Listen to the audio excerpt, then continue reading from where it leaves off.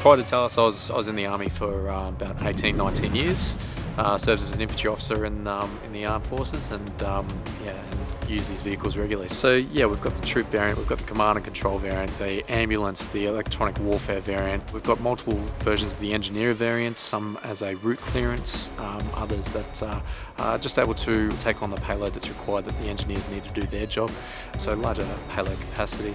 We've got the mortar variant. That's a great bit of kit with 81mm mortars in the back, as well as also numerous rounds of ammunition needed to place onto the objective.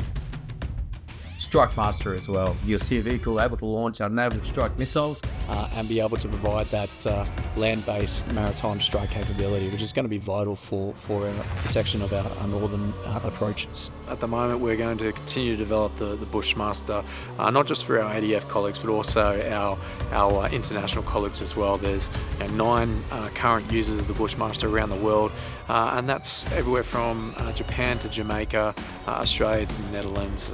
It is a capability that's really getting global awareness about it. So I'm sure you'll see this in a lot more countries in the years to come.